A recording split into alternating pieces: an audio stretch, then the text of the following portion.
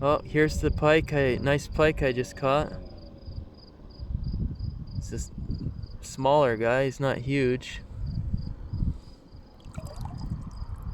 Beautiful red on his tail and fins. It's usually the bigger guys. Anyway, it's time to let him go. Release. He's rearing to go. Oh.